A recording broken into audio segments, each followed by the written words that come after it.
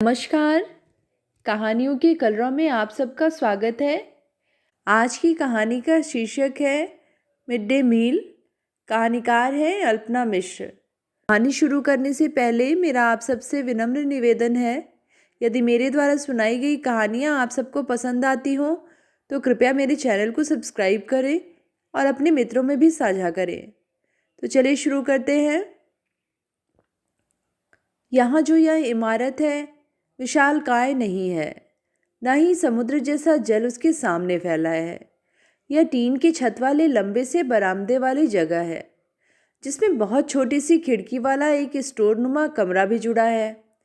आजकल छूटे हुए पानी के पाइप के अलावा बरसात के मौसम का सबूत देते छोटे छोटे हल्के गड्ढे, थोड़ा उतले गड्ढों में पानी भरा हुआ है। इसी पानी में हिलती हुई टीन की छत दिखाई देती है। हल्की सी धूप निकल आती है तो पानी के भीतर टीन चमक उठता है। छोटे छोटे बच्चे उसी पानी में छप से पैर मारते हैं और चमकता टीन टुकड़े टुकड़े हो जाता है। कीचड़ में सना, कीचड़ से बना। तो जो बहुत छोटी सी खिड़की वाला स्टोरनुमा कमरा है, उसमें एक कुर्सी और मेज भी पड़ी है। हेडमास्टर साहब इसी में बैठते होंगे, ऐसा अनुमान लगाया जा सकता है। इसी में एक तरफ एक फोल्डिंग खाट भी पड़ी है। कहते हैं हेडमास्टर साहब की है। थक जाते हैं तो यही स्टोर रूम शयन कक्ष बन जाता है। हालांकि ऐसा कम ही होता है। प्रत्यक्षदर्शियों के अनुसार चारपाई तो दिन भर पेड़ के नीचे पड़ी रहती है। मास्टर लोग उसी पर विराजमान रहते हैं, या हेडमास्टर साहब पेड़वा के नीचे सोए रहते हैं। जैसे कथन गवाह है कि खाट दिन भर पेड़ के नीचे रहती है और केवल छुट्टियों के समय ही वह स्टोर में विराजती है। और भी बहुत सामान पड़ा है इसमें, जैसे कि प्लास्टिक का मग, अचार की खाली शीशी, एक बड़ा सा एल्यूमिनियम का ढक्कन रहित पतीला। कहते हैं कि इसका ढक्कन पहले कभी हुआ करता था, फिर किसी का दिल उस पर आ गया। एक जोड़ा हवाई चप्पल, जिसमें एक का फीता उखड़ा हुआ है। थोड़े से कागज पत्तर, जिन्हें एक ईंट के अद्धे से दबाकर रखा गया है। एक खचिया, बांस की बनी हुई डलिया, इतिहास में बचे होने के सबूत की तरह है, जिसके ऊपर हमेशा हमेशा के लिए एक झोला पड़ा रहता है। इस झोले पर किसी का नाम नहीं लिखा है। कोई भी इसका इस्तेमाल करने को स्वतंत्र है, लेकिन झोला बता रहा है कि इसका इस्तेमाल प्रायः नहीं किया जाता है। और यह भी कि वह कभी खचिया के साथ ही आया रहा होगा। खचिया में कभी कुछ सामान रहा होगा जो अब नहीं है। अब कभी कहीं से कुछ आ जाता है तो उसी में पलट लिया जाता है, जैसे कि भूजा, बैगन, अमरूद वगैरह। फिर सब अपने अपने हिस्से का बांट कर ले जाते हैं। ऐसा पहले होता था, तब जब यह खचिया और झोला आए थे। अब भूजा, बैगन, अमरूद वगैरह नहीं रह गया। अमरूद जैसी तमाम चीज़ें रुपए में बदल गई हैं। रुपया मतलब अमरूद, रुपया मतलब पपीता, रुपया मतलब खचिया, रुपया मतलब स्कूल की फीस, रुपया मतलब मास्टर साहब की गुरुदक्षिणा, रुपया मतलब रिजल्ट की खुशी, रुपया मतलब दूसरी कक्षा में प्रमोशन। सो क्या कहें, लंबा समय हुआ झोला खचिया पर पड़ा रह गया है। कमरा खाली पड़ा है। कहने को कहा जाएगा, इतनी सारी चीज़ों के बावजूद पंखा नहीं है, न बरामदे में न कमरे में। लू वाली गर्मी हो या बरसात की उमस वाली, सरकार के बजट में पंखा नहीं आया तो नहीं है। कंप्लेंट करने वाले लगे रहते हैं, जैसे कि पहले हेडमास्टर साहब। जब देखो 2 पेज का खर्रा लिखा और पढ़ा दिया बीएसए साहब को। अब धीरे धीरे जान गए हैं, खर्रा लिखने से क्या होगा, सशरीर उपस्थित होने का अलग अर्थ है। खैर, तो हेड साहब बाकी मास्टरों के साथ बरामदे के ठीक सामने पेड़ की छाया में स्टोरनुमा कमरे से लाए गए बड़े से पतीले में दलिया बना रहे थे। इस पर आश्चर्य कैसा, चपरासी अभी यहाँ नियुक्त नहीं हुआ था, मेहतर भी नहीं। हेड साहब उसी स्टोर से लाई गई कुर्सी पर बैठे थे। बाकी लोग खड़े थे, पर उनके कुछ पीछे लकड़ी की एक बेंच उनके इंतजार में थी। यह बेंच ऐतिहासिक थी। सामान्य तौर पर उसे पान वाले की कह सकते थे। पान गुमटी पीपल के पेड़ के जरा सा आगे थी। पीपल का पेड़ जरा सा स्कूल के मैदान में और आधा सड़क की तरफ था। स्कूल का मैदान बहुत छोटा था। शायद कभी भवन निर्माण जैसा कोई आयोजन हो तो यह केवल पीपल के पेड़ के नीचे भर रह जाएगा, या हो सकता है कि पीपल का पेड़ भी कटकर जगह बना दे। तब भी स्कूल के मैदानवा में पिपरवा के पेड़वा के निचवा जैसे वाक्य प्रचलन में रहेंगे। तो उसी पीपल के पेड़ के जरा सा आगे पान वाले ने लकड़ी की एक बेंच, जो कि बारिश की फफूंद से जगह जगह काली पड़ने जैसी बदरंग हो गई थी, गुमटी के बगल में यानी कि पीपल के पेड़ के नीचे रख दी थी। यह मामूली बेंच नहीं थी, इसका इतिहास था। यह युद्ध में जीत कर लाई हुई बेशकीमती संपदा थी। लोक पर शोध करने वालों के अनुसार एक हलवाई से हुए युद्ध में यह बेंच हलवाई के यहाँ से जबरन उठाकर लाई गई थी।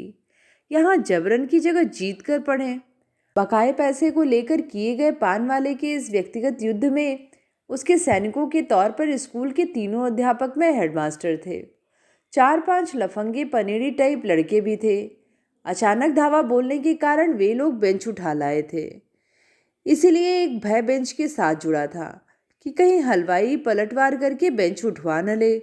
इस बेंच का सबसे ज़्यादा फायदा चूंकि मास्टरों को था, इसलिए इसकी जिम्मेदारी भी थी कि बेंच का पूरा ख्याल रखे। स्कूल बंद करने से पहले हेड साहब बेंच को अपने सामने स्टोर में बंद करवाते थे। हे रे किसनवा, चल रे, बांटे का टाइम हो गया है।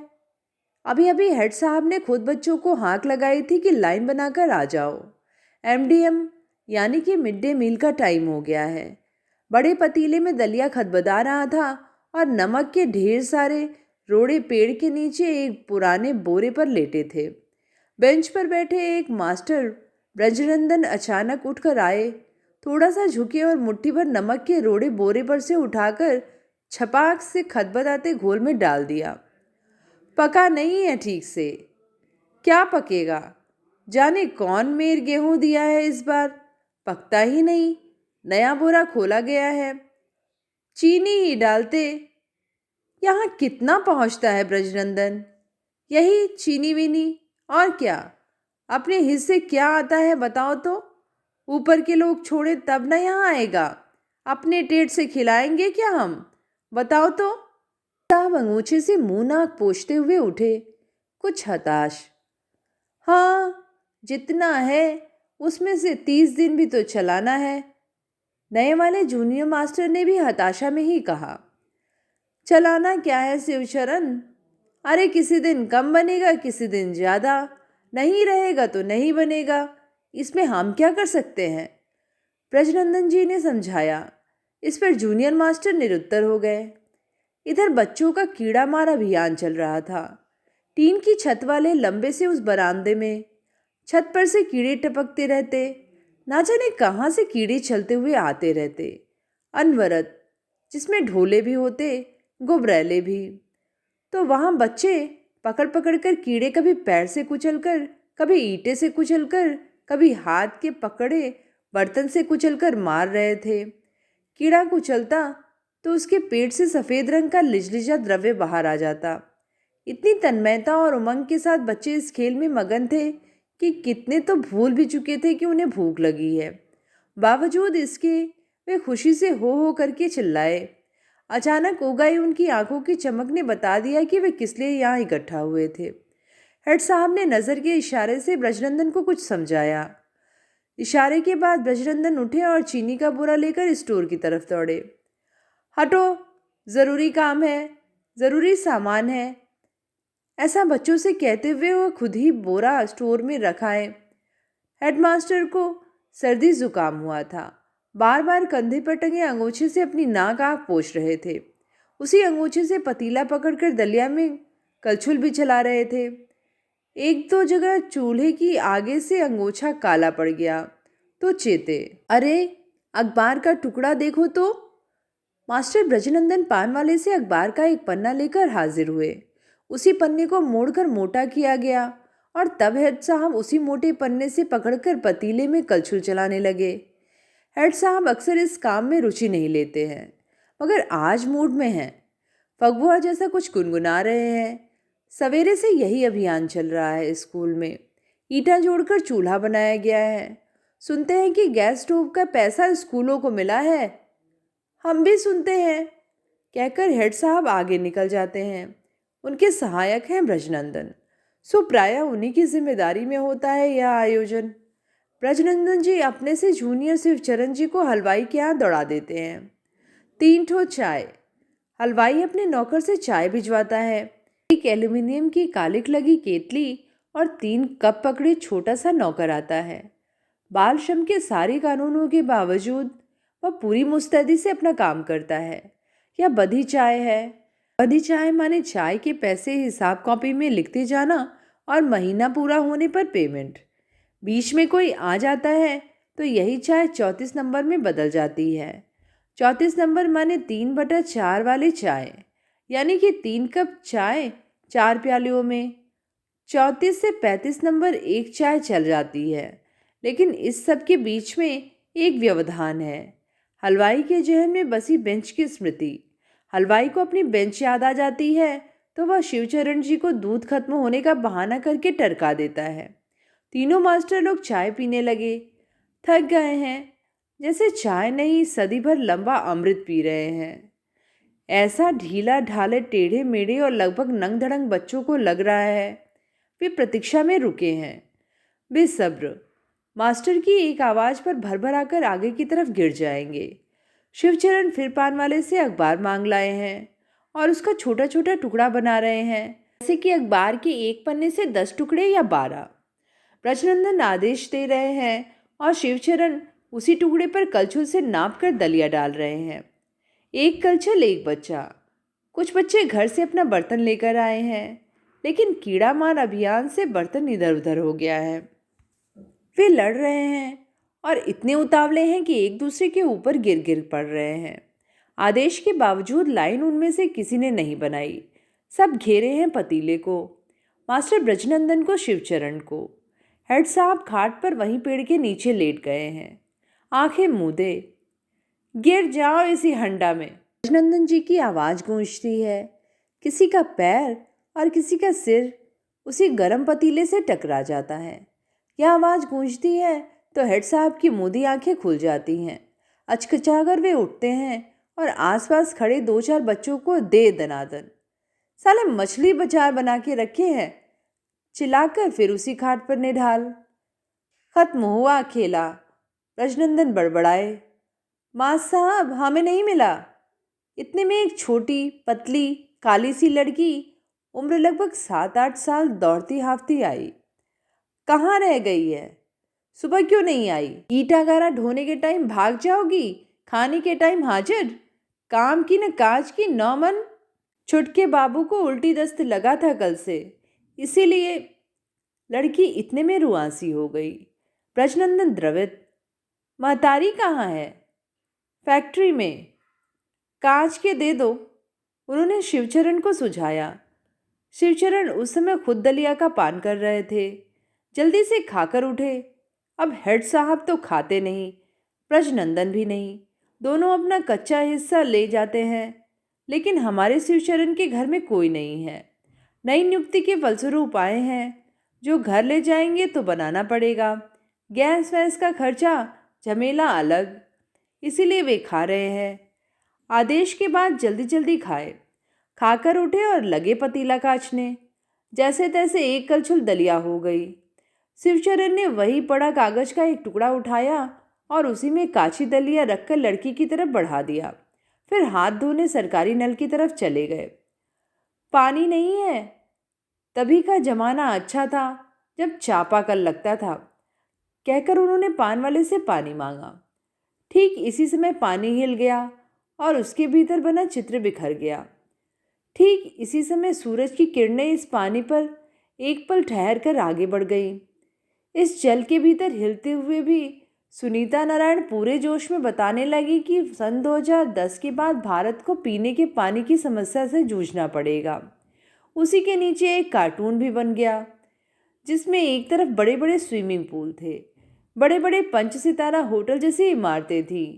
दूसरी तरफ धारीदार बुशर्ट पहने आदमी था, जो सरकारी नल खोलकर खड़ा था, जिससे बूंद बूंद पानी टपक रहा था। नीचे लिखा था, बूंद बूंद जीवन।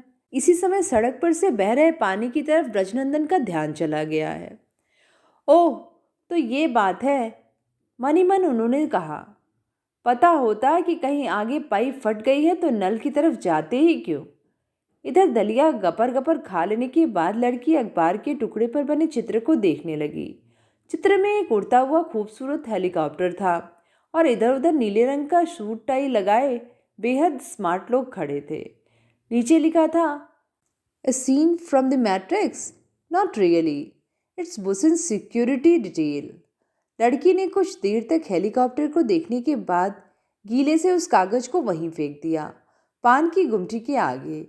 अगर यह अंग्रेजी की जगह हिंदी में लिखा होता तो भी लड़की नहीं जान पाती कि यह हेलीकॉप्टर और यह दुनिया की सबसे ज़बरदस्त सुरक्षा व्यवस्था किसके लिए है, क्यों कर है, और यह भी नहीं कि बुश कौन है, उनके भारत आने पर क्या क्या हुआ। बच्ची के मास्टर भी ठीक ठीक नहीं बता पाएंगे कि क्या क्या क्यों क्यों हो रहा है। जो टीवी चैनल बता देते हैं घुमा फिरा कर, रात दिन एक करके, वही लोग तत्काल जान लेते हैं, फिर अपने रोज की जुगाड़ में भूल जाते हैं। अब वही मास्टर साहब जो हिंदुस्तान के मिस इंडिया यूनिवर्स जैसे आयोजनों से लेकर अमेरिका, जॉर्ज बुश नेताओं की अयासी, प्रधानमंत्री की गोवा जैसी यात्राओं पर एक दिन में होने वाले न गिने जा सकने वाले खर्च वगैरह को लेकर तात्कालिक रूप से दुखी हुए थे। स्कूल में एक चपरासी, मेहतर, कुर्सी या पंखे की कमी, पतिलवा के माजी। जूनियर मास्टर शिवचरण की यह दयनीय चीख थी कि दुनिया भर की सारी बातें बीच में ही छूट गई। उधर तमाम टीवी चैनलों पर एक चित्र दिखाया जा रहा था जिसमें लाइन से स्कूल यूनिफॉर्म पहने बच्चे खड़े थे। बच्चों के सामने एक बड़ी सी मेज दिख रही थी जिस पर एक तरफ खूब सारी प्लेटें रखी थी और प्लेट के बगल में कुछ पतीले, कढ़ाई और पानी का बड़ा सा कंटेनर रखा था। इनके पीछे बड़े स्मार्ट मॉडल टाइप 3-4 लोग खड़े थे।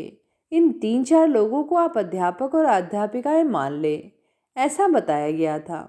पतीलों पर लेबल चिपका था जिस पर मिड डे मील लिखा था। इस लेवल को विशेष रूप से फोकस किया गया था।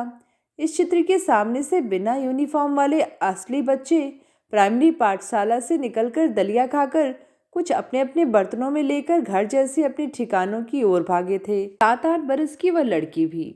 लड़की पीछे जाने की बजाय आगे बढ़ गई थी। कब बढ़ गई उसे पता नहीं चला। चलते चलते वह उसी बेंच वाले हलवाई की दुकान के सामने तक आई। उसने भरसक कोशिश की कि सड़क के किनारे बने रहे, लेकिन अंततः वह सड़क के बीच में ही चकरा कर गिरने लगी।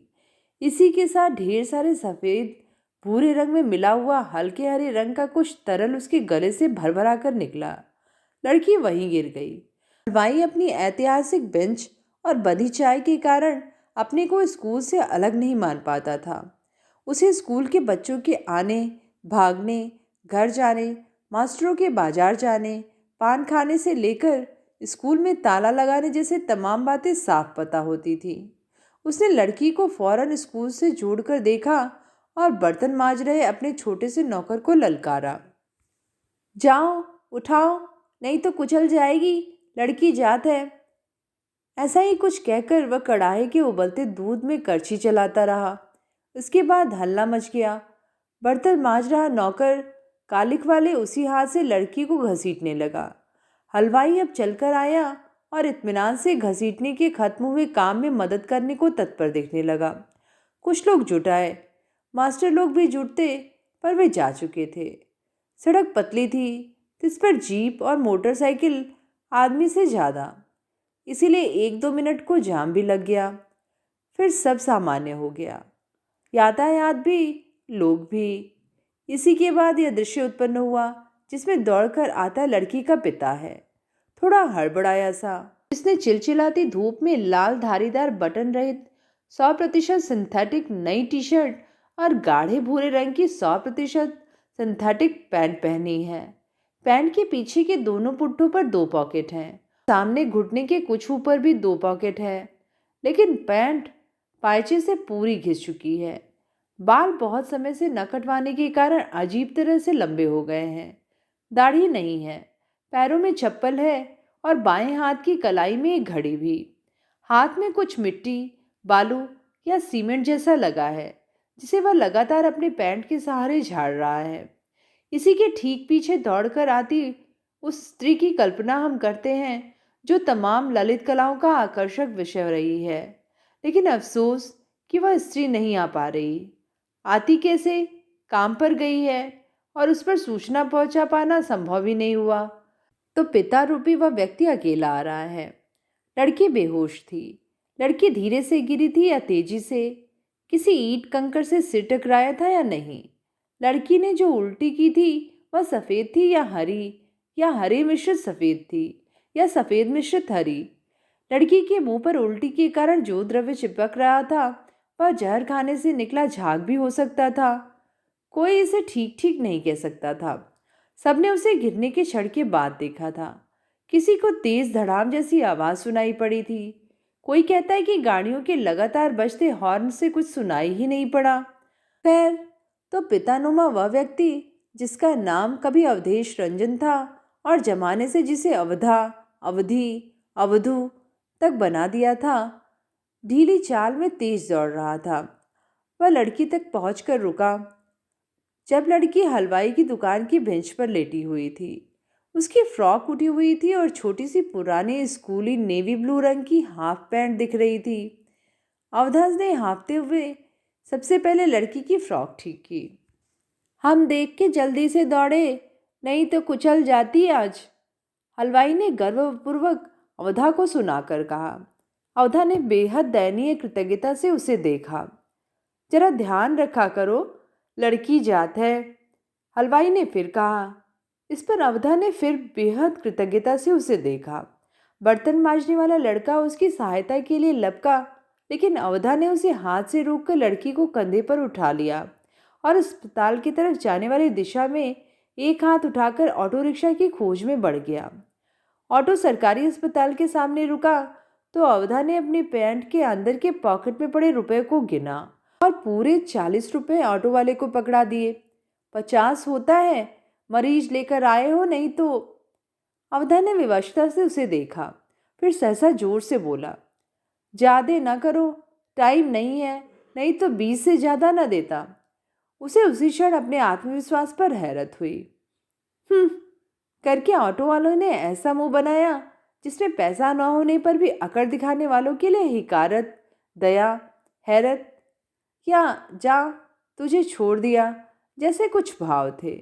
लेकिन ऑटो वाले ने कुछ कहा नहीं और आगे बढ़ गया।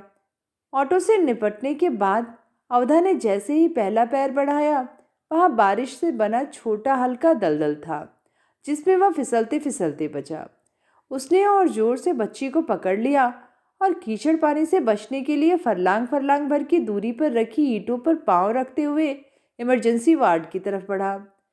यह वैसा ही पानी था जैसा स्कूल के मैदान में हुआ करता था। ऊपर से मौसम बरसात का था। 2 दिन पहले जो पानी बरसा था, पर्याप्त निकास न होने से वह भी यहीं रह गया था।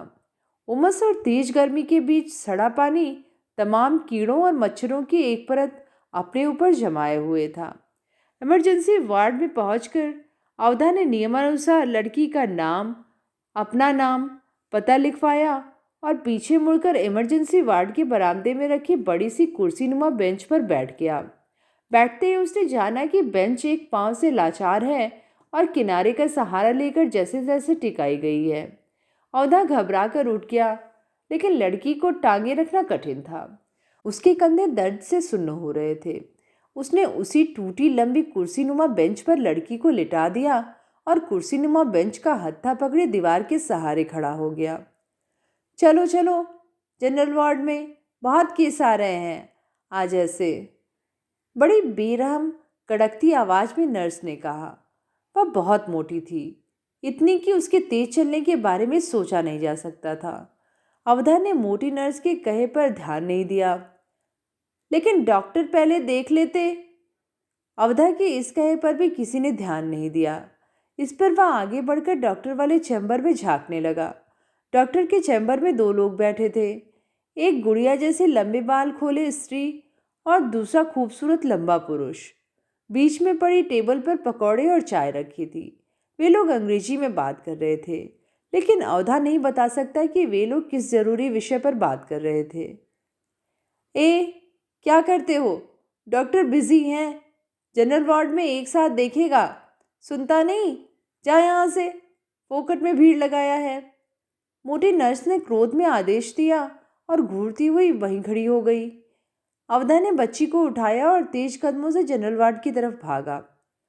हटो हटो, बच्ची की हालत बहुत खराब है, उसने जनरल वार्ड में पहुंचकर अगल बगल बिखरे लोगों से कहा। मगर यह कहते ही उसने पाया कि लगभग तमाम बच्चों की हालत कुछ वैसी ही दिख रही है। लोग ठूस पड़े हैं। एक बच्चा लगातार उल्टियां किए जा रहा है, जिसे साफ करते जाने का कोई जरिया न होने से उस पर कागज और कभी अस्पताल के भीतर बने ग्राउंड से खोद कर लाई गई मिट्टी रख दी जा रही है। कोई तंबाकू ठोक रहा है, कोई बीड़ी सुलगा रहा है, कोई थूकने के लिए बाहर आ जा रहा है, कोई तैश में है।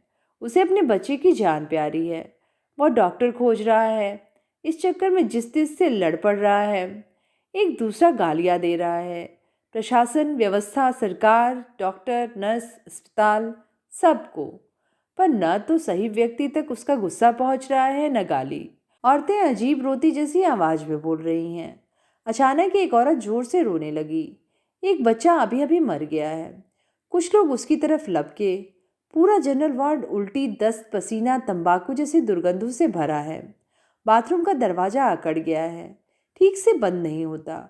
बाथरूम की बदबू और बारिश के पानी में भीगे केंचुए चलते हुए अंदर आ रहे हैं। उसके पीछे एक निशान बनता जा रहा है, पद चिन्ह। एक आदमी अभी अभी उल्टी पर पड़े कागज पर पैर रखता हुआ अंदर आया है। अवधा को अपनी कही बात का अफसोस हुआ। कोई बेड खाली नहीं, लोग नीचे बैठे हैं, बच्चे नीचे लेटे हैं। अवधा ने झट से एक जरा सा खाली जगह में बच्ची को लिटा दिया। काम पर से दौड़कर आने से चद्दर लेकर आने का ख्याल भी कहाँ रहा। घर पर भी किसे दौड़ाए और काहे दौड़ाए? कौन बैठा है? लंगड़ इधर उधर पड़ा होगा। रानी पत्नी को क्या कहे? फैक्ट्री का काम ही ऐसा है। कभी कभी 9 से 12 और 12 से 16 घंटे भी लग जाते हैं। एक बार जो कामगार फैक्ट्री में इन हुआ तो अपना घंटा खत्म होने पर ही बाहर निकलेगा। बच्चा बीमार हो तो आने के लिए न कोई नियम बना है और न सूचना पहुंचाने का कोई माध्यम है। फैक्ट्री गेट पर कह कर रह जाओ, कहते हैं बता देंगे, लेकिन बताते कहाँ हैं? फैक्ट्री का काम नहीं रुक जाएगा। 7 मिनट की छूट मिलती है चाय पीने के लिए, 4.5 घंटे बाद का ब्रेक, फिर 20 मिनट की छुट्टी मिलती है खाने के लिए। उसमें भी लाइन बनाकर खाने के काउंटर तक जाना होता है, जहाँ प्रति थाली 20 रुपए की होती है। 4 रोटी, नाप कर मिली दाल, पानी जैसी सब्जी, कहने भर को सब्जी, मूली के कुछ टुकड़े और दही। जल्दी जल्दी खाया और वापस काम पर। रानी का तो काम भी छोटा है, दवा की बोतलों पर लेबल चिपकाने का काम। तब भी इतनी आफत। कंपनी बाहर विदेश की है। सुनते हैं उसको क्या मिलता है? कैजुअल लेबर वाला 100 रुपया रोज, उसमें भी 20 रुपया थाली का। बचा लो या खा लो। चाय तो बेचारी ने कब से पीना छोड़ दिया है। अचानक ही अवधा के मन में रानी के लिए अगाध ममता उमड़ पड़ी। देखती तो हम यहाँ अकेले परेशान हैं, आती तो डॉक्टर नर्स सबका पता लगा लाती, लड़ लेती सबसे। जब से फैक्ट्री में लगी है लड़ना खत्म ही हो गया है। खत्म क्या, किससे लड़े? आस पड़ोस तक से मिलने का टाइम नहीं रह गया है। सोचते सोचते अवधा ने अपनी लाल धारीदार टी शर्ट निकाली और उसे मोड़कर लड़की के सिर के नीचे रख दिया। तभी बड़ी जोर का हल्ला मचा कि डॉक्टर आ गए हैं। डॉक्टर से पहले उसी मोटी नर्स ने प्रवेश किया। रखकर मुंह सिकोड़ा उसने। ओ माय गॉड, कितना गंदा कर डाला है तुम लोगों ने। साफ करो, यहाँ से उल्टी हटाओ। किसका बच्चा पड़ा है इधर? जगह बनाओ, डॉक्टर साहब आ रहे हैं, गुस्सा होंगे। इस पर उल्टी वाले बच्चे की माँ दौड़ी और नंगे हाथों से अखबार मोड़कर उल्टी काटने लगी। नर्स ने मुंह घुमा लिया। ओ माय गॉड, मुझे ये उल्टी हो जाएगी यहाँ। नर्स ने उल्टी करने जैसा मुंह बनाया, लेकिन तत्काल ही उसने अपने भाव रोक लिए, क्योंकि देवदूत अंदर आ गए थे। देवदूत यानी डॉक्टर। देवदूत ने एक दो बच्चों का हाथ उठाकर नब्ज देखने जैसा कुछ देखा और धीरे धीरे नर्स के कान में कुछ कहने लगे। इसके बाद लोग अपने बच्चों के बारे में जानने पूछने के लिए उन तक झपटे, लेकिन नर्स ने उसी समय चिल्लाकर रास्ता बनवाया और देवदूत तेजी से बाहर निकल गए। वे जितनी तेजी से बाहर निकले थे, लोग भी उतनी ही तेजी से बाहर दौड़े। उनके जाने के बाद नर्स दवाओं के नाम पर पर्ची पर लिखकर देने लगी। सबके बार बार पूछने पर भी डॉक्टर ने क्या बताया? उसने चिल्लाकर कहा, जहरीला खाना खाया है, जल्दी दवा लाओ, नहीं तो तुम जानो। साहब, इसे तो अभी तक देरी करोगे तो भुगतोगे, जल्दी जाओ। किसी भी बात का नर्स के पास यही उत्तर था। अवधा ने भी दवा की एक पर्ची ली और लड़की के पास ही एक बच्चे को सहलाती बैठी बुढ़िया महिला से कहा, जरा ध्यान रखना अम्मा, और फुर्ती से दवा लाने बाहर मेडिकल स्टोर की ओर भागा। दवा लेकर जब वह लौटा तो देखा कि नर्स धड़ाधड़ बच्चों को इंजेक्शन लगा रही है, बल्कि अब उस मोटी नर्स के साथ 3-4 और नर्सें भी हैं। उसने भी अपनी दवाएं एक नर्स की तरफ बढ़ाई। लपक कर उस नर्स ने उसकी लाई दवाओं में से एक इंजेक्शन निकाला और धड़ से अपनी गतिमयता को बनाए रखते हुए लड़की को पलटकर उसके पुट्ठे पर खोस दिया। नर्स के इंजेक्शन लगाने का यह तरीका इतना विद्रूप था कि वह क्षण भर को दहशत में खड़ा ही रह गया। इसी एक क्षण में नर्स जाने कहाँ विलुप्त हो गई। नर्स के बदले सामने दरवाजे पर हिलती हुई एक छाया उसे दिखी, जिसकी कमर पर पैर इधर उधर करके लिया गया एक पोलियोग्रस्त बच्चा था। अंदर घुसते ही वह छाया लड़की पर झपटी, उसे हिला डुलाकर सहलाकर देखा और मुड़कर पूरे वार्ड का मानो निरीक्षण सा करने लगी। रानी! अवधा का मन हुआ दौड़कर रानी नाम की उस स्त्री के गले लग जाए और रो पड़े, लेकिन वह रानी पुकार कर खड़ा रह गया। अब तक क्या क्या हुआ? स्त्री ने इससे इस तरह पूछा मानो उसे पहले से यहाँ का सब हाल पता हो। बैठ जा, वह स्त्री से कहना चाहता था। दवा दे दिया है, इंजेक्शन लग गया है, होश आ चुका है। कैसे, कब कब क्या हुआ, क्या भी बताना चाहता था, लेकिन स्त्री ने उसकी तरफ देखा नहीं। अलबत्ता हाथ में लिया एक झोला उसकी तरफ बढ़ाया। बच्चे को जमीन पर उतारकर वह आगे बढ़ गया। झोला हल्का सा अभी तक गर्म था। ओह, तो स्त्री को रोटी बनाने का भी ध्यान रहा। उसे अब अपनी भूख, उल्टी और नींद की याद आई। इन लोगों को कैसे ग्लूकोज चढ़ रहा है? हमारी लड़की को भी चढ़ाइए। स्त्री की इस आवाज से अवधा एक बार फिर चौंक गया।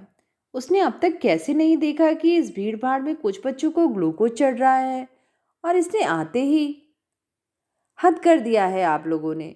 सरकारी अस्पताल में भी आधे का इलाज करिएगा, आधे का नहीं। कुछ रहता है इस सरकारी अस्पताल में? कहाँ जाए गरीब गुरबा? बताइए, ऐसा हाहाकार मचा है दुनिया में। हमारी भी लड़की को लगाइए ग्लूकोज की बोतल। ये कहाँ का न्याय है? आप कहिए डॉक्टर साहब से। चलिए, हमको ले चलिए, हमको जगह बता भर दीजिए, हम बात कराते हैं। नर्स ने रानी की बात पर गौर किए बिना उसे अपने पीछे बाहर आने का इशारा किया। डॉक्टर के पास बहुत भीड़ है, अभी जाने से कुछ नहीं होगा, देखेगा भी नहीं। सुबह जाना, पैसा लाओ, हम ग्लूकोज मंगा देते हैं। बाहर से मंगवाना पड़ेगा, ज़्यादा पैसा लगेगा। सोच लो, डॉक्टर के पास जाओगी तो वह भी यही कहेगा, फीस भी लेगा और पर्चा पकड़ा देगा। अभी मेरी बात समझ में नहीं आ रही है, जाओ सोच लो। नर्स ने बाहर आकर कड़कती आवाज़ छोड़कर धीरे से कहा, बताइए तो कितना लगेगा? हमारी गरीबी का कुछ तो ध्यान रखिएगा। तेज आवाज़ की जगह अब रानी की आवाज़ भी कमज़ोर पड़ गई। अवधा इस बीच उनके पीछे पीछे बाहर निकल आया। तुम चलो, हम बात करते हैं। अवधा ने पास पहुंचते ही नर्स को जताया कि वह है और मुख्य वही है। नर्स मुड़कर अवधा को कुछ समझाने लगी। तब वहीं पीछे खड़ी रानी से अवधा ने पूछा, पैसा होगा क्या? हाँ, बारी वाले सूदखोर से लाई हूँ। थोड़ी ही देर में ग्लूकोज की बोतल पकड़े नर्स अवतरित हुई। नर्स बोतल बगल के बेड के लोहे की रॉड पर लटका देती है, जहाँ पहले से ही एक बोतल लटकी थी, और लड़की के दाहिने हाथ की कलाई की नस पर खुप होकर उसका पतला सा पारदर्शी पाइप लगा देती है। उस खुबोए गए स्थान को टेप से ढककर आदेश देती हुई जाती है, देखते रहना, पानी खत्म होने पर यहाँ से हटा देना। ग्लूकोज की बूंद बूंद गिर रही है, धीरे धीरे नसों में जा रही है। जमीन पर रखी लाल धारीदार टी शर्ट पर सिर रखे लड़की बीच बीच में कुनमुनाकर आंखें खोल रही है, फिर बंद कर रही है। निर्जीव सी अपने माँ बाप को देख लेती है। छोटा भाई उसी के बगल में गिरा हुआ सा सो रहा है। रानी वहीं दीवार से लगकर बैठ गई। अवधा भी बैठ गया। कुछ देर तक पति पत्नी दोनों ग्लूकोज की बोतल देखते रहे। फिर अवधा उठा और वार्ड से निकलकर कॉरिडोर में चला गया। 10 अभी नहीं बजे हैं। नर्स ने कहा था डॉक्टर 10 बजे तक बैठते हैं, अपने घर पर ही देखते हैं। जाकर एक चक्कर देख आते हैं। बगल में एक आदमी छोटा सा रेडियो बजाता घूम रहा है। रेडियो पर बजता हुआ कुछ हवा में बिखर रहा था। अवधा को लगा जैसे रेडियो पर राष्ट्रपति देश के नाम संदेश दे रहे हैं। प्रधानमंत्री बार बार घोषणा कर रहे हैं 1984 के दंगों में मारे गए सिखों को पूरा न्याय मिलेगा, मुआवजा, गुजरात के दंगों का शिकार हुए लोगों को मुआवजा।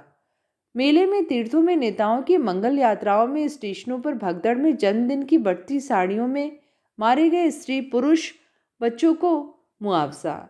रेल मंत्री की आवाज आ रही है। रेल दुर्घटनाओं में मारे गए यात्रियों को।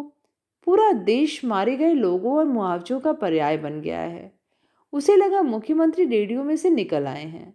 एकदम अजीब मुंह बनाकर कह रहे हैं, हमें दुख है, मिड डे मील से बीमार हुए बच्चों को मुआवजा। हैरानी से उसने बगल में बैठे व्यक्ति से पूछा, क्या मुख्यमंत्री बीमार बच्चों को मुआवजा दे रहे हैं? नहीं तो, बगल के व्यक्ति ने तटस्थता से कहा। वह अवधा के साथ कॉरिडोर में पड़ी लंबी कुर्सी पर पालथी मारकर बैठा था। अवधा कुछ अटपटा गया। उसी के कान बज रहे हैं। तत तेरे की, उसने बेवजह अपना पैर पटका और झेप मिटाने की गरज से बोला, अरे साहब, मिड डे मील से 40-50 बच्चे बीमार पड़ गए हैं।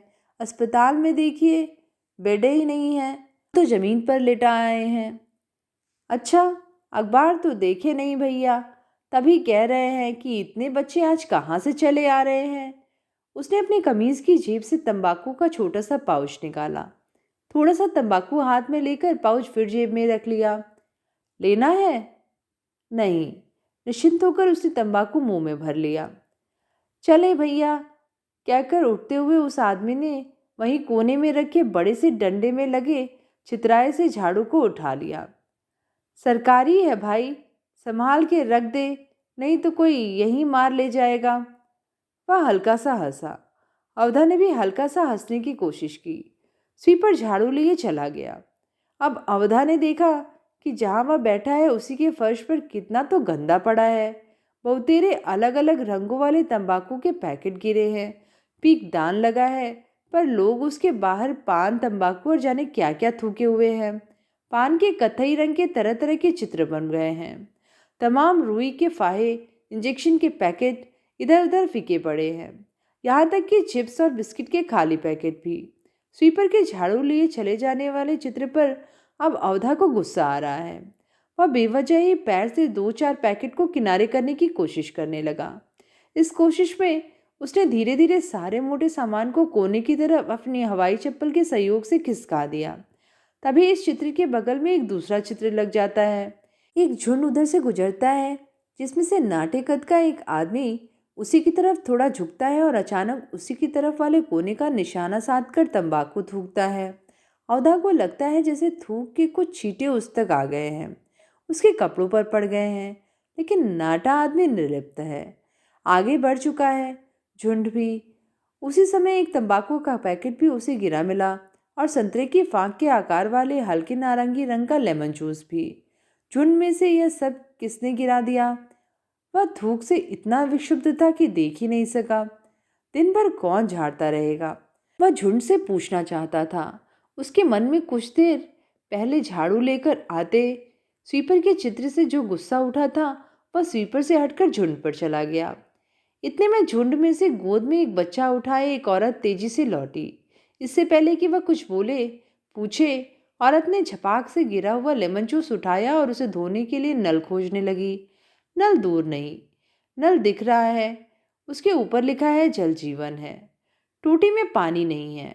औरत ने जैसे ही नल खोलने के लिए हाथ बढ़ाया, अनजाने अवधा के मुंह से निकल पड़ा, थोड़ा आगे जाइए, आगे वाले ब्लॉक में वहां नल है, टूटा है लेकिन पानी गिरते जा रहे हैं। वहीं से स्त्री थोड़ा सा मुस्कुराने को हुई और लेमन जूस को अपनी साड़ी से पोंछकर बच्चे के मुंह में डालकर आगे की ओर चली गई। अवधा अस्पताल के जनरल वार्ड में वापस आ जाता है, जहां ग्लूकोज की बोतल को देखती जमीन पर दीवार के सहारे टेक किए बैठी एक स्त्री ऊँघ रही है। अवधा ने उसी के बगल में जरा सी बची दीवार के सहारे थोड़ा सा पैर फैलाकर अपने लिए लेटने जैसी जगह कर ली। जल्दी ही उसे झपकी लग गई। कोई उसके पांव से टकराकर गिरते गिरते बचा तो वह हड़बड़ाकर उठ गया। ग्लूकोज की बोतल की तरफ देखा, थोड़ा सा ही बचा रह गया है। लड़की सो गई है। रानी को देखा, वह जैसे ही ऊँघ रही है, बीच बीच में आंख खोलकर बोतल को देख लेती है। वाह रे मेरी लड़ाका रानी, वह मन ही मन मुस्कुराया। आते ही तो पानी का नल ढूंढने भागी। दूसरे ब्लॉक में पानी मिला, वह भी कैसा पानी, अनवरत गिरता हुआ। उसी बहते पानी को बोतल में भर कर लाई, फिर सबको बताया। लोग भी उसी नल पर दौड़ गए। लड़की के मुंह में तुरंत कुछ बूंद पानी डाल दिया। मुझसे तो हो ही नहीं रहा था, ये ग्लूकोज तो अब चढ़ना शुरू हुआ है। कैसे झट से टाइम पूछकर लड़की को दवा पिला दी। 9 घंटे की ड्यूटी करके आई है, लेकिन रोटी बनाना नहीं भूली। बारी वाले से पैसे ले आई। पता था वक्त ज़रूरत पर पैसा सबसे आगे हो जाता है। पगली, यह सब याद रहा इसे। मैं तो ऐसे ही चला पड़ा था, जो कुछ जेब में पड़ा था ठेकेदार से मांगने का होश ही न था। सोचते सोचते उसे रानी पर प्यार उमड़ आया। कितनी सोहनी लगती थी शादी के टाइम में, कैसी हो गई है। बोल नहीं फूटते थे, शर्माती रहती थी, और अब यहाँ वहाँ कैसे लड़ लेती है। वो कि बोलती बंद कर दे अब तो, कितना तो झेल चुकी है। एक बच्चा किन हालातों में हौज में गिरकर मर गया, कौन समझेगा। दूसरा पेट में ही मर गया, किसे बताए। तभी तो सांवला चेहरा फीका पड़ गया है। बाल देखो तो कैसे बिखरे पड़े हैं। काली माई का अवतार। मन ही मन हंसा वह। कितना निर्भर हो गया है वह स्त्री पर। शरीर थका था, पर जाने वह कौन सी ऊर्जा थी कि उठा वह और रानी के करीब सटाया और उसका एक हाथ उठाकर अपने हाथ में ले लिया। एक क्षण को वह भूल ही गया कि वह जनरल वार्ड में है। यहाँ लोग आ जा रहे हैं, सोए जगे हैं। वार्ड के बल्ब की मध्यम रोशनी में एकटक देखते हुए बिखरे हुए बालों वाली बेढप सी बैठी ऊँघती सी उस दुबली पतली सांवली देह वाली स्त्री के हाथ को धीरे से चूम लिया। स्त्री ने हड़बड़ाकर पूरी आंखें खोल दी। हटो जैसा कुछ कहकर मुस्कुरा पड़ी। अवधा ने उसके गले में हाथ डालकर उसका सिर अपने कंधे पर रख लिया और बैठे बैठे दीवार से टिककर बार बार बोतल को देखते हुए सोने लगा। इस चित्र के बाद एक दूसरा चित्र आता है, जिसमें सुबह 8 बजे एक स्त्री अपनी गोद में एक पोलियोग्रस्त बच्चा लिए भीड़ के बीच में खड़ी है। यह भीड़ डॉक्टर के घर के आगे है। स्त्री की गोद में पड़ा बच्चा भूख से रो रहा है। बगल में एक 7-8 साल की लड़की अकड़ी हुई सी जमीन पर बैठी है। स्त्री भीड़ से एक तरफ निकलकर लड़की के ही पास जमीन पर बैठ गई। लड़की का सिर उसने अपनी गोद में चिपका लिया और छोटे लड़के को जमीन पर उतार दिया। लड़का एक पैर मोड़कर और दूसरा फैलाकर खिसट खिसट कर चलने लगा, रोता जाता चलता जाता। तब इस दृश्य को देख रहा पुरुष भीड़ वाली लाइन से बाहर निकल आता है और भूख से बिलबिलाते बच्चे के लिए पाव लेने अस्पताल के बाहर सजी दुकानों की तरफ मुड़ जाता है। एक बड़ा सा बोर्ड लगा है एक विशाल इमारत के आगे। इस पर तमाम चीज़ें लिखी हैं और उनके सामने तीर का निशान लगा है। इसी पर सिटी स्कैन सेंटर भी लिखा है और इसके साथ बना तीर बाईं तरफ इशारा कर रहा है। उस दिशा में एक भवन है, हिंदी और अंग्रेजी में उनका नामक चमक रहा है। फिर भी हड़बड़ाया सा एक आदमी उसी बोर्ड के आगे खड़े होकर किसी से पूछ रहा है, ए भैया, ये सिटी स्कैन सेंटर किधर पड़ेगा? उधर, यानी बाईं तरफ। इस उत्तर के साथ एक स्त्री, पुरुष और उनके 2 बच्चों को शीशे का यह खूबसूरत बड़ा सा दरवाज़ा दिखाई पड़ता है, जिस पर पुश लिखा है। इसे ठेलते हुए पुरुष को बेहद संकोच होता है।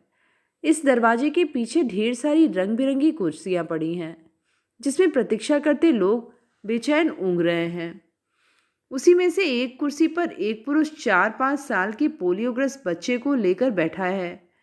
इस पुरुष ने लाल धारीदार टी शर्ट पहनी है, जो 100% सिंथेटिक है। उसी की बगल में एक मरियल सी धसी आंखों वाली स्त्री लाल ब्लाउज और गाढ़े फूलों वाली 100% सिंथेटिक साड़ी पहने बैठी है और उसकी बगल में 7-8 साल की पतली सी लड़की पैर ऊपर करके लेटी हुई सी बैठी है। इस लड़की के सिर को उसके बगल में बैठी स्त्री ने अपनी गोद में लिया हुआ है। पुरुष 1-2 बार लड़की के पैर को उस सुंदर प्लास्टिक कुर्सी से नीचे करने की कोशिश करता है, लेकिन लड़की उतनी ही बार पैर ऊपर कर लेती है। इस तरह सिटी स्कैन सेंटर की प्रतीक्षा कक्ष की 3 कुर्सियां इन लोगों ने छिका रखी हैं। कई घंटों बाद गाढ़े रंग के फूलों की सिंथेटिक साड़ी वाली स्त्री उठी। उसने झोले में से एक संतरा निकाला और उसकी फाँक का रस लड़की के मुंह में डालने लगी। लड़की मुंह बना रही है, जैसे कुछ कड़वा खा रही हो, जैसे बुखार में सब कड़वा हो गया हो। लड़की इनकार नहीं कर रही। इनकार करने की हिम्मत में वह शायद नहीं होगी।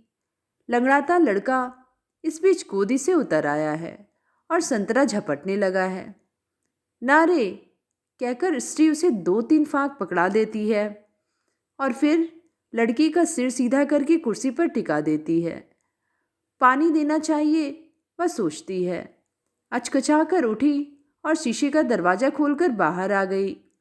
इधर उधर नल खोजने का प्रयास करके फिर वापस कुर्सी की ओर आ गई। स्त्री उदास आंखों से सिटी सेंटर के अहाते में ही दवा की दुकान की तरफ देख रही है, जिसमें पानी की बंद बोतलें किन्हीं कंपनियों के नाम चिपकाए खड़ी हैं। बगल में रखा एक फ्रिज दिख रहा है। स्त्री देख रही है कि वह वहाँ जाए कि न जाए। वह उठ नहीं पा रही है। इस उठ न पाने के क्रम में वह पुरुष की तरफ देखती है। पुरुष भी दुकान की तरफ देख रहा है। इतने बड़े शहर में दूर दूर तक सड़क किनारे कहीं पानी का नल नहीं है। चौड़ी सड़कें हैं वहाँ, बड़ा बाजार है आगे। नल नहीं लगाया गया, या कि लगाया जाता है पर लोग ज़रूरत के मारे हैं, उखाड़ ले जाते हैं। कौन उखाड़ ले जाता है? नलकूप विभाग वाले, गुंडे लोग, क्या जाने, कोई तो होगा। गुंडे लोगों को नलकूप विभाग वालों को कहीं पानी पीने की ज़रूरत नहीं पड़ती। नहीं ना, उसी को बेचकर पानी की बोतल खरीद लेते हैं। अवधा दुनिया की तरफ देख रहा है, दुकान की तरफ देख रहा है, पानी की बोतल की तरफ देख रहा है। आपका नंबर है। अचानक अवधा अपने पूरे परिवार के साथ चौंक पड़ा। इतनी मधुर आवाज़ किसी नर्स की हो सकती है? वह पूरे दिल में आभारी हो गया और दिल से नर्स का आदर करने के लिए उठकर खड़ा हो गया।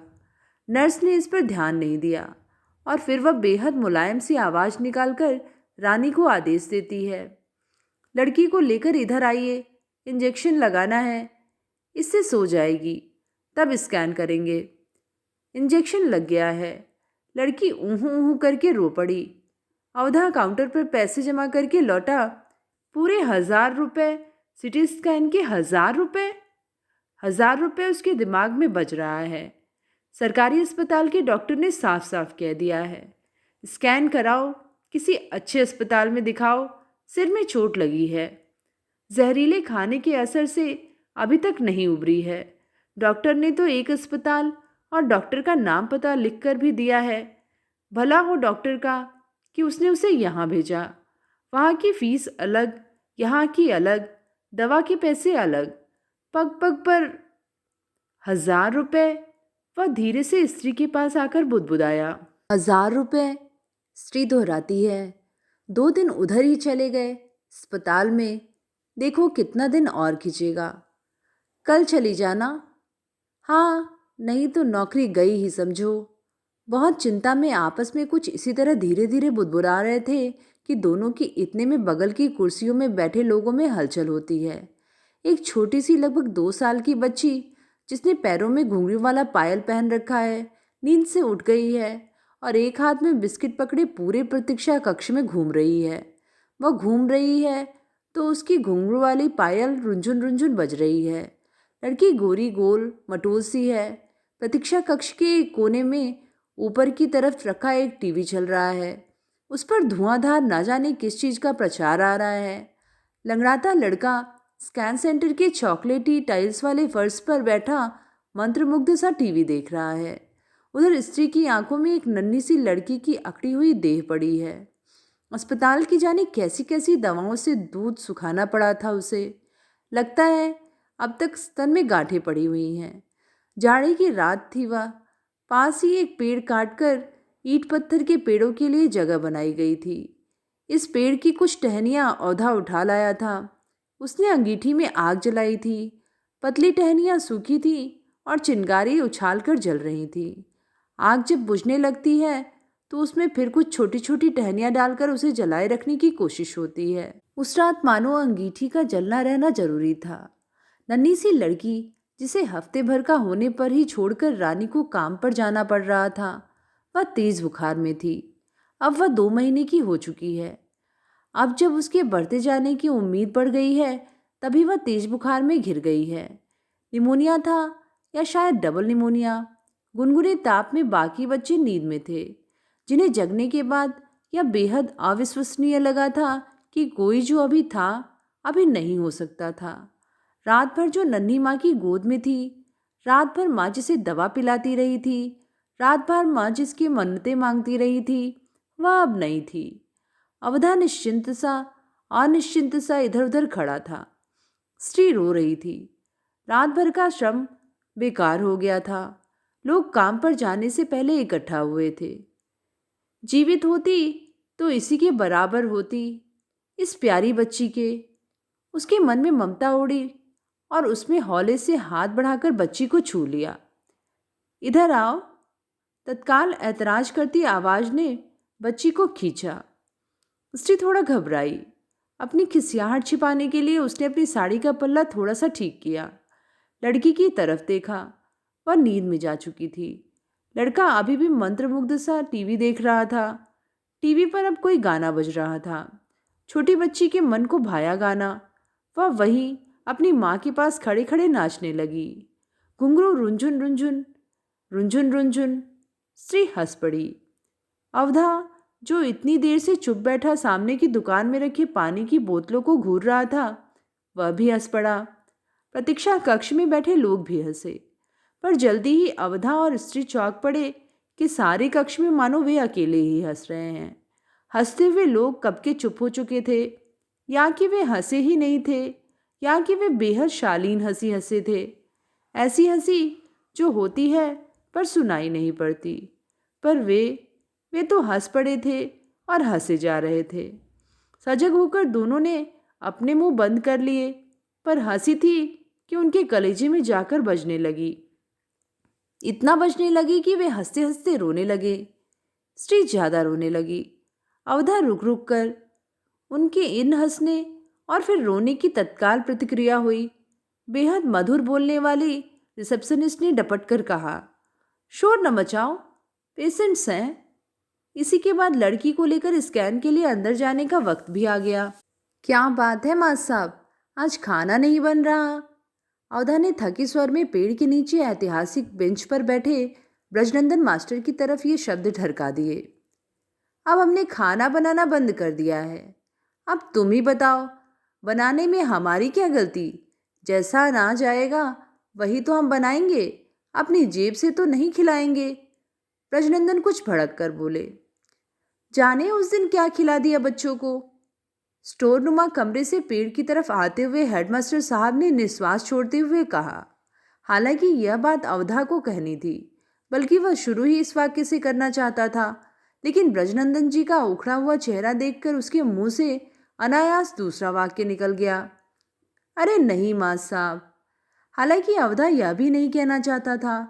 वह ऐसी सहानुभूतिपूर्ण बातें कहने के लिए आया भी नहीं था, लेकिन यहाँ उन्हीं के पक्ष में बोल निकले जा रहे हैं। उनके लिए जिन्हें इतने दिन उसने दुश्मन की तरह देखा, सोचा, विचारा था। सब कुछ खा जाते हैं, बच्चों को सड़ा गड़ा दे देते हैं, जैसा कुछ सरकारी पैसा हजम कर जाते हैं, जैसा कुछ भी। हम गरीबों का कितना नुकसान किए आप लोग जानते हैं। उस दिन का कुछ जांच हुआ ही नहीं। जांच हुआ तो क्या पता चला, जैसा कुछ भी। सुनो अवधा, प्रति बच्चा 1 रुपया है सरकार की तरफ से। 1 रुपया में खाना मिल सकता है आज के समय में? तो इस पर लोग ऊपर भी बैठे हैं खाने के लिए। उस पर 1 रुपये में से 10 पैसा बचता है। यहाँ आते आते 10 पैसा प्रति बच्चा। कैसा गेहूँ भेजेंगे तुम ही बताओ? 10 पैसा में एक बच्चा को खिलाया जाएगा? तुम ही बताओ। कैसा राम राज्य आ गया है। औधा चौंक गया। प्रति बच्चा 1 रुपया, प्रति बच्चा 10 पैसा। ब्रजनंदन जी अभी तक तमतमाए बैठे हैं। ठीक कहते हैं हेड साहब, क्या आता है हमारे इससे? ऊपर वाले कुछ छोड़ते हैं? चीनी आती है, सड़ी गली चीनी, रोड़ा नमक आता है। कितना गंदा।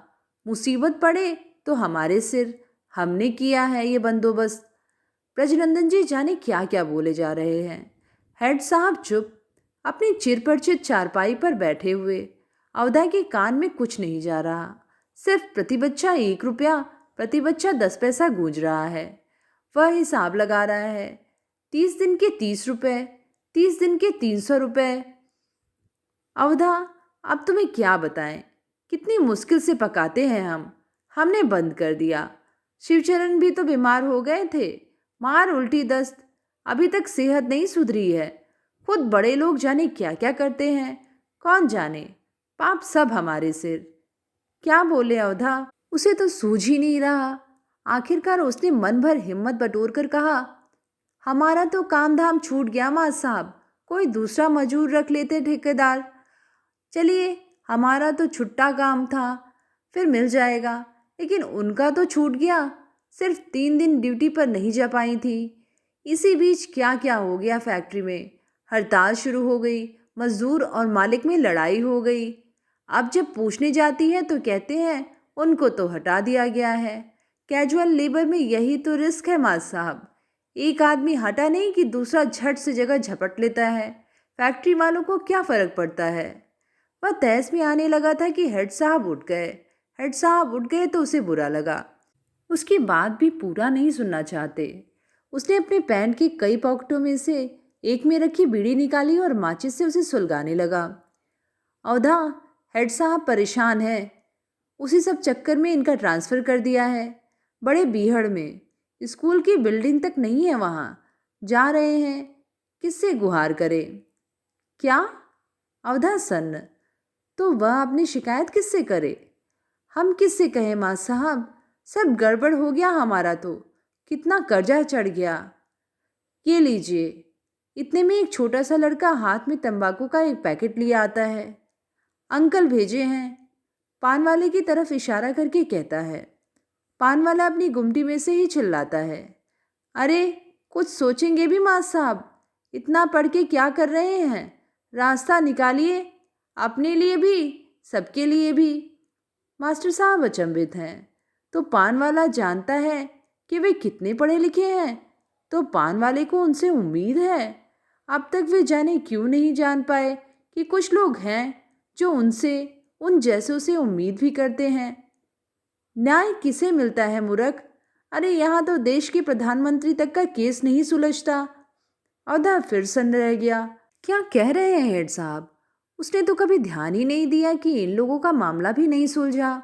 उधर हेड साहब खुद से चौंक गए। अचानक वे कौन सी भाषा बोलने लगे थे? उनके दिल से ये क्या निकला? इतना तो आत्मसात किया उन्होंने इस व्यवस्था को, तब भी क्या बचा रह गया उनके भीतर? पढ़ते थे तो कितने सपने बजते रहते थे उनके अंतर्मन में। सोचते थे तमाम चीज़ें ठीक कर ले आएंगे, लेकिन जैसे जैसे हकीकत से सामना होता गया, अपने खाने पीने का जुगाड़ सबसे बड़ा हो गया। समझौता करते चले गए। यही नौकरी किस मुसीबतों से मिली है वही जानते हैं। कौन मानेगा कि वे पीएचडी करके यहाँ पेड़ के नीचे चारपाई बिछाकर प्राइमरी पाठशाला की मुदर्रिसी कर रहे हैं। नौकरी में समझौता, शादी में समझौता, बच्चों की पढ़ाई में समझौता। हासिल क्या हुआ? यही बेवक्त का ट्रांसफ़र और बदनामी और पाप। बच्चों के कलेजे से निकला शाप। अकेले भागी है वे इस पाप साप के क्या किए चले जा रहे हैं वे। हमें भी दंड मिलेगा भाई, तय था, तय रहा है। जब ट्रांसफ़र के लिए चिट्ठी लिखते थे तब मिला नहीं, अब बदनाम करके यहाँ से भेज रहे हैं, मिड सेशन में भेज रहे हैं। हमारे भी बाल बच्चे हैं, वहाँ कहाँ पढ़ेंगे? कमरा तक नहीं है स्कूल का, यहाँ पढ़ाएं बच्चों को, खुद वहाँ रहें। बताओ, एक मास्टर 2-2 जगह का खर्चा कैसे उठा सकता है? अपने को बचाने के लिए हमें भगा रहे हैं, हम समझ नहीं रहे हैं क्या? पैसा चाहिए, हमारे पास आइए। आसान लोन, किस्तों में वापसी। बड़ी सी होर्डिंग चमक रही है पान की गुमटी के ठीक बगल में। कब लगी यह? गुमटी में एक छोटा सा टीवी है, बित्ता भर का। तेज तेज बज रहा है, क्रिकेट चल रहा है। कुछ लोग गुमटी के सामने ऐसे ही खड़े हैं। क्रिकेट देखने के लिए तंबाकू खरीद रहे हैं या तंबाकू खरीदते हुए क्रिकेट देख रहे हैं। बीच बीच में आते विज्ञापन की आवाज़ बिखर रही है। इतने में यह भी होता है कि बेसिक शिक्षा अधिकारी स्कूलों में जाकर खाद्यान्न का बोरा सील करने लगते हैं। बोरा सील करते हुए उनकी तस्वीर अखबार में छपती है। एक अखबार ने इसे किसी खास पार्टी में जोड़कर उछाल दिया तो दूसरे अखबार ने इसे बेसिर पैर की उड़ी खबर मान लिया है और मिड डे मील की वजह से कहीं भी किसी भी जगह हुए हाथ से इनकार कर दिए हैं। जो बच्चे बीमार थे वे झोपड़पट्टी जैसी जगहों से जुड़े थे और कहीं और बट रहे खैरात के खाने पर टूट पड़े थे। खाने को किसी विषैले जंतु ने विषाक्त कर दिया था जिसे कोई देख नहीं पाया था और अनजाने में इस तरह की कोई घटना घटित हुई। इस प्रकार इसकी जिम्मेदारी किसी की नहीं बनती, जबकि सबसे तेज चैनल वालों ने दिन रात इस घटना के स्थान और वहीं एक दो घर, पान की गुमटी, हलवाई की दुकान, घर से बुलाए गए स्वस्थ दो बच्चों के सवाल जवाब दिखा रहा था। 24 घंटे वही सवाल वही जवाब। यह देश का इतना बड़ा नगर है, नगर पालिका की इतनी बड़ी व्यवस्था है यहाँ, बावजूद इसके ब्रजनंदन जी यह शिकायत करते रहते हैं कि बारिश में खुली उथली नालियों का पानी स्कूल में भर जाता है। इतनी गंदगी में बैठा नहीं जाता, तो इस पर न जाने कितने छोटे छोटे घरों के दरवाजे ठीक नाली पर खुलते हैं। एक पैर नाली के इस पार रखो और दूसरा दरवाजे के अंदर। अमूमन ब्रजनंदन जी की बात पर कोई गौर नहीं करता, बस पान वाला बीड़ा लेते हुए सिर हिलाता जाता है, कभी कभी वह कह भी देता है, ऐसा ही है मास साहब, या बिल्कुल ठीक मास साहब। उधर बेशकीमती कपड़े पहने एक आदमी अमेरिका में सोकर उठता है। उसे अचानक ही ख्याल आता है कि विकासशील देश बच्चों पर ध्यान नहीं दे रहे। वह देखने लगता है कि कौन सा बच्चा सबसे दयनीय है। वह हिंदुस्तान आकर स्कूलों को कंप्यूटर बांटने लगता है। अचानक स्टोर नुमा कमरे में पड़ी खचिया और झोले के ऊपर अखबार पड़ जाता है। उस पर एक पतला गद्दा, मोटी सी चादर और एक जोड़ी पैजामा कुर्ता रखा हुआ है। पेड़ के नीचे हेड साहब वाली कुर्सी पर कोई नेता नुमा आदमी आकर बैठ जाता है। पतीले में चुनाव से पहले पार्टी वर्करों का खाना बनने लगता है। ऐतिहासिक बेंच भूरे रंग से पेंट होकर नई लगने लगती है। प्लास्टिक की कई कुर्सियां पेड़ के नीचे लग जाती हैं। अवधा की तरफ पार्टी वर्कर बन जाने का ऑफर उछलता है। टूटी हवाई चप्पल वगैरह फेंक दी गई है। स्टोर नुमा कमरा एक तरह का पार्टी कार्यालय हो गया है। फोल्डिंग चारपाई अक्सर सामाजिक कार्यों में अर्थात कि नेता नुमा हेड की अनेक लीलाओं के उपयोग में आने लगती है। एक तकिया भी आ गया है जो अक्सर कुर्सी पर ही रखा जाता है। इस तरह स्टोर नुमा कमरा स्टोर कम, पार्टी कार्यालय कम, शयन कक्ष कम, स्कूल ऑफिस कम, आज जाने क्या क्या बन जाता है। कहीं से धुएं की दुर्गंध साफ आ रही है। अवधा की आंखों में धुआं लग रहा है। हेड साहब की आंखें भी धुआंस रही हैं। वे अपनी आंखों को बार बार पोंछ रहे हैं, जैसे कुछ उसमें से निकाल लेंगे। और ब्रजनंदन जी अखबार का एक टुकड़ा पकड़े पान वाले को सुना रहे हैं। मिड डे मील के दायरे में जल्द ही 8वीं कक्षा तक के छात्र आ जाएंगे। सरकार की नीति के अनुसार सेकेंडरी कक्षा तक के विद्यार्थियों को मिड डे मील मिलना चाहिए। इसके लिए अतिरिक्त 2300 करोड़ रुपए की मांग की गई है। मंत्रालय के एक अधिकारी के मुताबिक मिड डे मील का नतीजा काफ़ी उत्साहजनक रहा है। तो ये थी कहानी मिड डे मील। कहानी आप सबको कैसी लगी नीचे कमेंट में लिख के ज़रूर बताइएगा। आगे भी ऐसी ही कहानियाँ सुनते रहने के लिए चैनल को ज़रूर सब्सक्राइब करें। धन्यवाद।